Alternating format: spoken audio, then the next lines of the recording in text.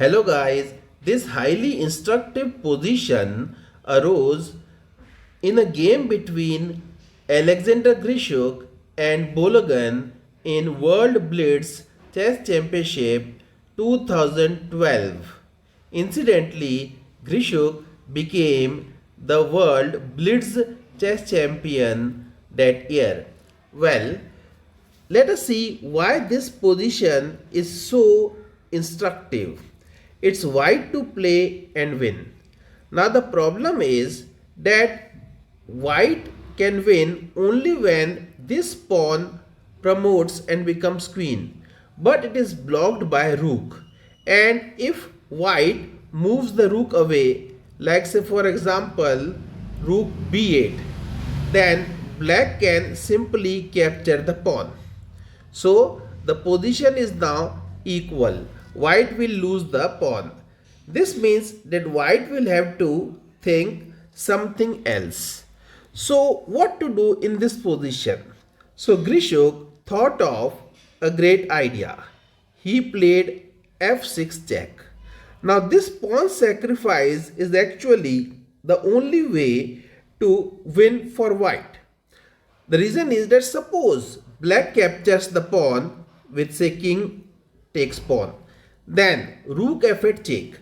Now wherever the king moves, say for example here king g7, the next move we will queen. Now suppose black doesn't capture the pawn and plays something like say king g6, then again rook g8 can be played. King takes pawn, queen. And suppose black tries something like say king h7. Now what will white do? In that case he will play rook e8. Now if black captures the pawn, then rook e7 check, rook takes rook, pawn takes rook, and now this pawn is unstoppable. The next move the pawn will queen and it will be an easy victory for white. Well, let us say that suppose black doesn't go for, instead of king h7 he goes for king f7.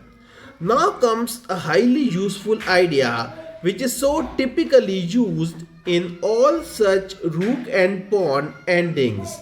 White will play rook h8, and now he is threatening to queen the pawn, so black must go for rook takes pawn, rook h7 check, king takes pawn, rook takes rook, and now it is an easy victory for white. So do remember this trick. It is a very useful weapon in the endgame.